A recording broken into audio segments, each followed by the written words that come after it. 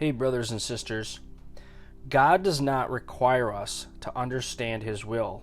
Just obey it, even if it seems unreasonable. Are things not going the way that you planned?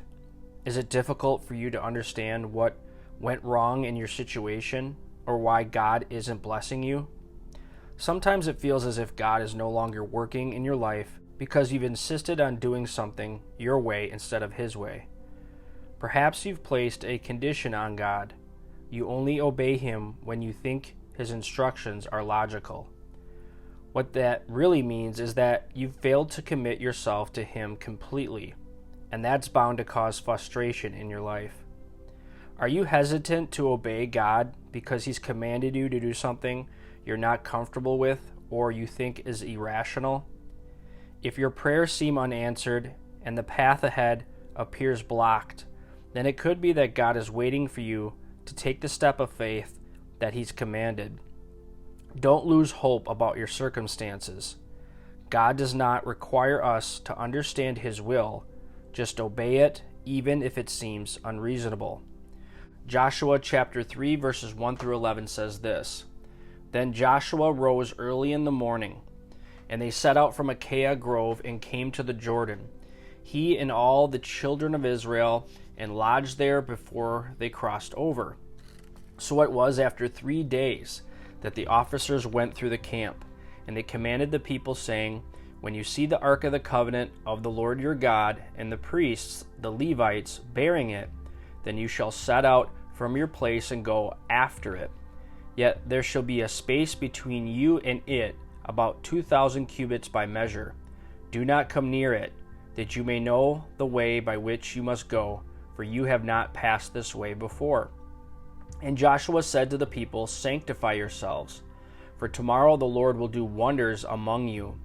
Then Joshua spoke to the priests, saying, Take up the ark of the covenant and cross over before the people. So they took up the ark of the covenant and went before the people. And the Lord said to Joshua, This day I will begin to exalt you in the sight of all Israel, that they may know that as I was with Moses, so I will be with you. You shall command the priests who bear the ark of the covenant, saying, When you have come to the edge of the water of the Jordan, you shall stand in the Jordan. So Joshua said to the children of Israel, Come here and hear the words of the Lord your God.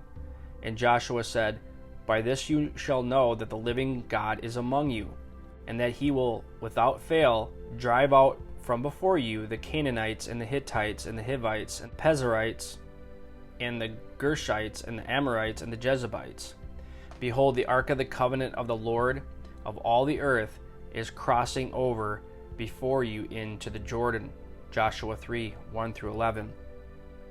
Now, if you were planning to lead an enormous group of people across an overflowing river into an enemy territory, probably the last thing you would do is send your most important people with your most valuable possession in first to test the waters, especially rushing floodwaters.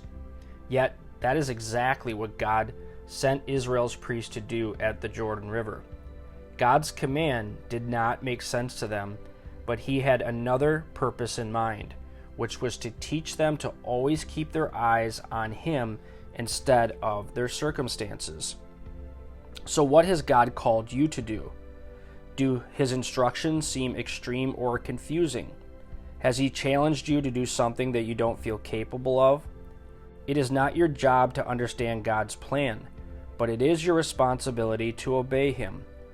God sees the beginning, middle, and end of your situation. Therefore, His perspective about what He has called you to do is far more complete than yours.